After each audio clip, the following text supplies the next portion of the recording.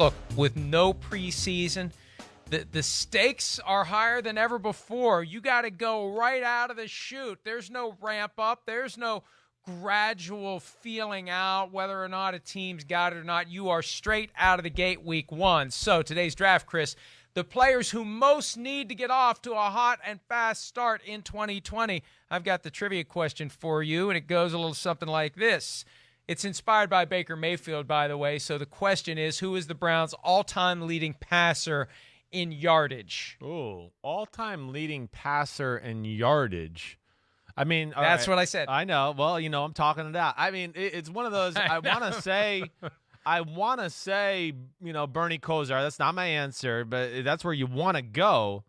But I don't know. I got to think maybe it might be, Otto Graham or somebody like that in that era. So I'm going to go there. I am going to go there and say Otto. Oh, so close and so ridiculously close.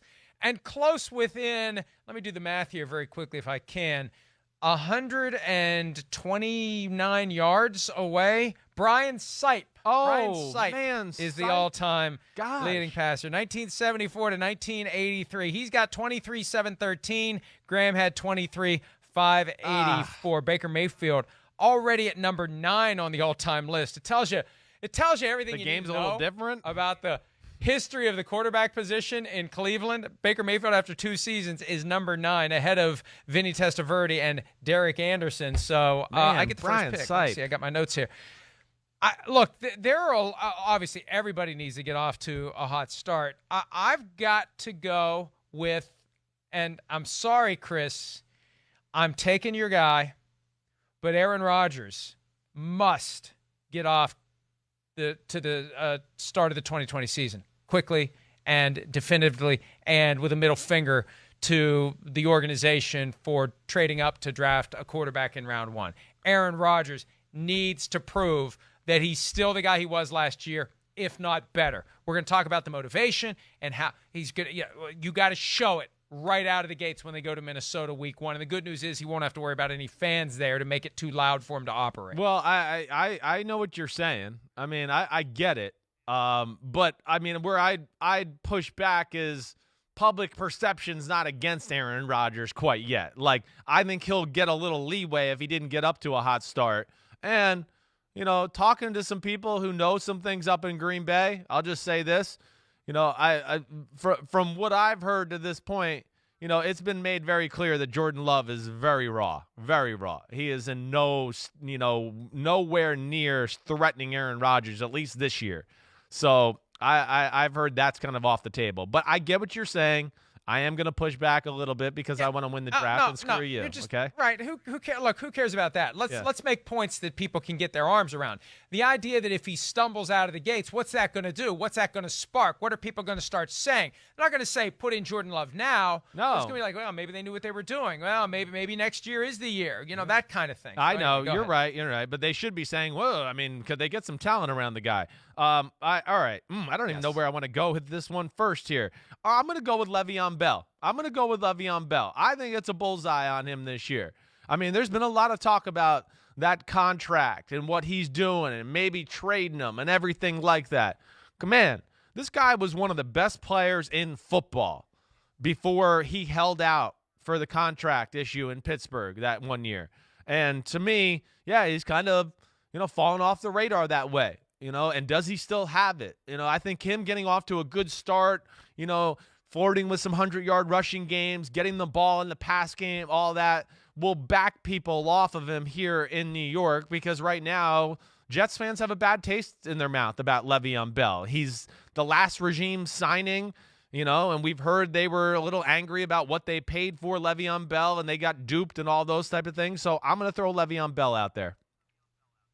Yeah, and remember, and we made this point previously, Le'Veon Bell, a great running back, is not the guy that you make the starting point for an offense. He's the icing on the cake. You need the offensive line. You need the passing game. You're not going to get high-end performance out of a great running back if you don't have the rest of an offense around him. So maybe the rest of the offense will be good enough that they can get more out of Le'Veon Bell. Maybe he can have the kind of start this year that quiets that talk, because if he doesn't have a great start, Chris, the same thing's going to happen this year that happened last year. Teams are going to call about trading for him. It's going to be cheaper and easier to trade for him this year because this is the final year of fully guaranteed money in his contract. It was $26 million paid out over the first 2 years, I believe 26 or 27. You don't have that obligation of fully guaranteed money next year. So if there is a stumble, if there is a slow start, if the Jets struggle, he's going to be one of those guys that may end up with another team by the time it's all said and done. No doubt. All right, next one for me. I'm surprised. This is one that I think, I had to really, really scan through all the teams and really think about it. But I think this one could have been my first pick, and maybe would have been if you had won the rights to the first selection and taken Aaron Rodgers. Ryan Tannehill.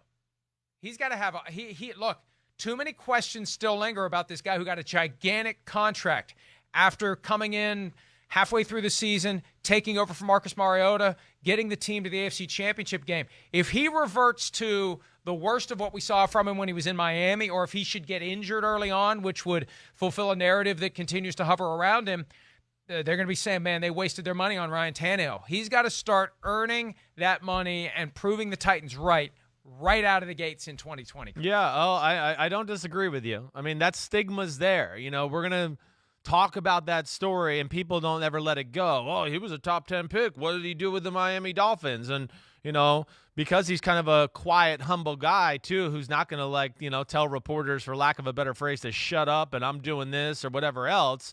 Yeah, people want to jump on him, definitely. But I don't expect it to change a whole lot from last year. I think this is a time where a guy met the perfect team, the perfect scheme around him, and it's showing all his ability, at its finest, and I expect him. But you're right. There's going to be that talk. Why did they ever pay Ryan Tannehill that? What did he ever do in Miami? Well, he was actually really good in Miami. Stop blaming one guy for an issue of the whole organization.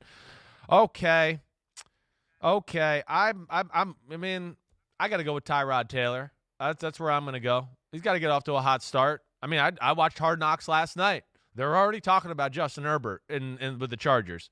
And, he's one of those guys. Again, you just watch him. They had a little segment last night. All the players going, man, Herbert, I like your ball. I like the way it comes in. All that sounds weird saying that. They actually even joked about that on the show. But then they show him throwing the ball into nets and things like that. I mean, the guy's got a special talent. And we know, this Chargers team's got some talent. If Tyrod Taylor and the offense are kind of floundering early on, and maybe they're only, 2-2 or 2-3 out of the gate, he could be in trouble, and they go with Justin Herbert. I can go a lot of different directions here. I'm you know what? We talked earlier in the show about a running back in a contract year, and Alvin Kamara, another running back in a contract year that flashed early and tailed off last year, and this is a big year for him. James Conner, Steelers running back, right? He's kind of fallen off the radar screen. Definitely. From the standpoint of thinking of him as a above-average running back. And I think that if he's not getting it done early this year, they're going to give those carries to somebody else. So, to establish himself as a long-term member of the Steelers organization, to get that second contract and to fend off any challengers, Definitely. He needs to get off to a big start for the Pittsburgh Steelers. Chris. Yeah, I like that. That's your best pick so far. Finally, third time's a charm for you. But yes, it's been underwhelming. He definitely did not replace Le'Veon Bell and what they missed there. And if he doesn't get off to a hot start, that Benny Snell, that Anthony McFarland from Maryland, they're going to take over his carry. So I'm with you there. I like that pick all the way. Okay, I got to go. I'm going to go back to the running back. Well, I'm David Johnson. We talked about him when we just did the state of the franchise with the Houston Texans. Come on. I mean, has there been a trade, more made fun of this offseason than that? Everybody looks at that and just goes, man, you gave DeAndre Hopkins away for David Johnson, and you're paying David Johnson $10 million?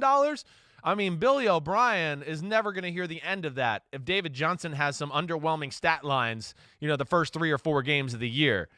So that is one I look at just to get, the public perception change and everybody off Billy O'Brien, the GM's back, and all those things where I certainly think David Johnson needs to make his part in the offense known early on. He's got to reestablish himself. That's right. Other names I had on my list: Todd Gurley, Ben Roethlisberger, Dalvin Cook, who's trying to get that new contract in Minnesota, trying to put pressure on the team to get it. And Derek Carr, your guy Derek Carr. Okay. Look, he's tired of being disrespected. Got to come out and play better, just like Lincoln Kennedy said. Play better, and you won't be disrespected. Hi, I'm Mike Tirico, and thanks for watching. Make sure to hit subscribe for the latest news and highlights from NBC Sports.